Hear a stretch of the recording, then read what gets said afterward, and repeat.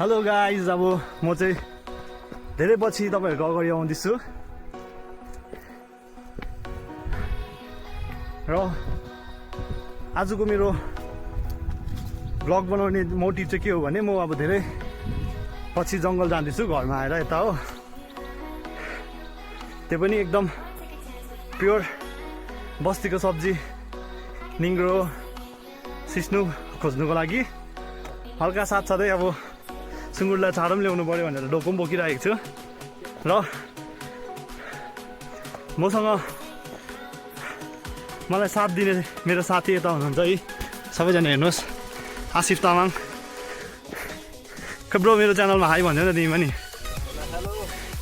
हाम्रो टी गार्डनको भ्युजहरू हेरिदिनुहोस् ल, भ्यू हेरिदिनुहोस् होला।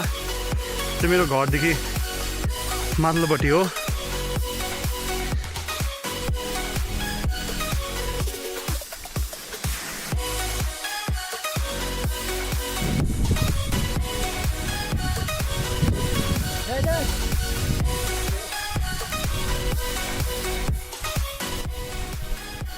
तपाईँले एकदम रिफ्रेस फिल गर्नुहुन्छ यहाँ त बिहानै अब आउनु सक्नु भएर उसरी हल्का शीतल भएको बेलामा हो। र हामीसँग एकजना हाम्रो दाजु पनि हुनुहुन्छ, उमा थियो मिस्टर अङ्गेल शेर्पा। ऊ चाहिँ अलिकति क्यामेरामा आउनु मान्दैन, अलिकति सरम मान्छ। र हामी तिनजना थियो, यो मेम्बर पनि नयाँ एकजना चाहिँ एड भएको छ। चारजना हो अब हामी है, चारजना चाहिँ लाग्दैछ। माथि दामथाङ साइडमा हो निङ्ग्रो टिप्नुको लागि। गरम चाहिँ एकदमै दामी छ र हामीसँग चाहिँ यही दा अलिक सरम मान्ने दा चाहिँ यसरी धेरै हिँडेपछि हाम्रो टी गार्डन एरिया सकेपछि चाहिँ हाम्रो यस्तो खालको जङ्गल आउँछ। टी गार्डन एरिया सकेर आएको जङ्गल हो। अलिकति भिडियो बनाउनाले गर्दाखेरि हामीलाई चाहिँ साथीहरूले पनि छोडेर निकै अगाडि पुगिसकेको छ। हामी दुईजना अझै लास्टमा गएको छ। यहाँ निकै जानुपर्ने छ हामी त हो। म त त्यतिकै हल्का सिस्नु निङ्ग्रोहरूको लागि म त आएको थिएँ। अब हाम्रो दुईजना साथीले चाहिँ सँगसँगै घरमा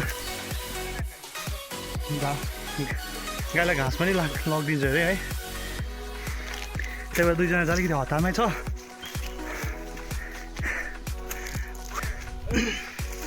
र जङ्गलतिर चाहिँ धेरै खानेकुराहरू पनि पाइन्छ।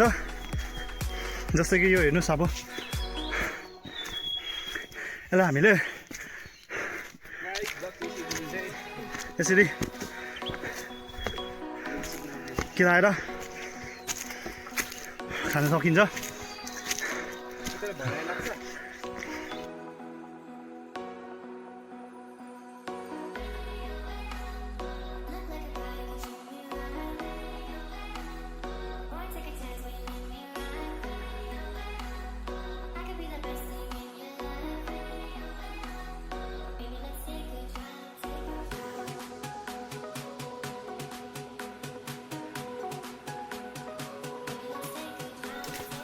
बहुत बादमा चाहिँ यसरी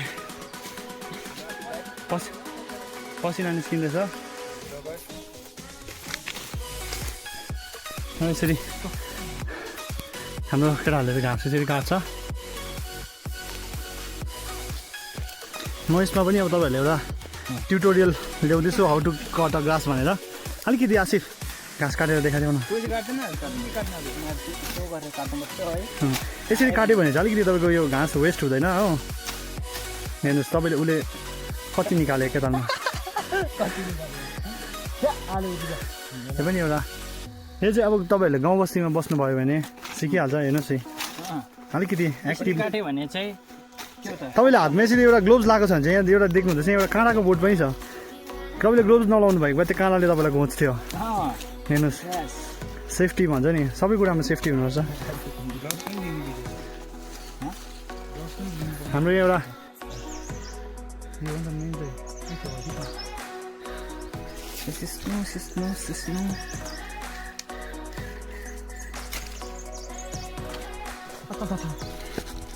यो पार्टी काट्नुपर्छ त।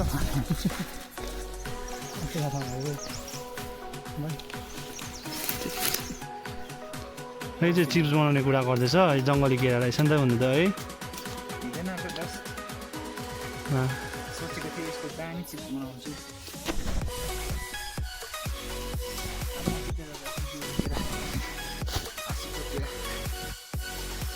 सुप लाग्यो नि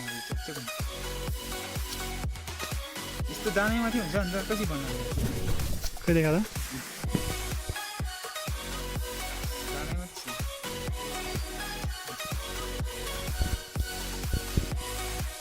successful how to cut a grass भन्ने ट्युटोरियल बादमा चाहिँ यस्तो हुन्छ है यसरी बोकेर हिँड्नु पनि पर्छ हो चढाइ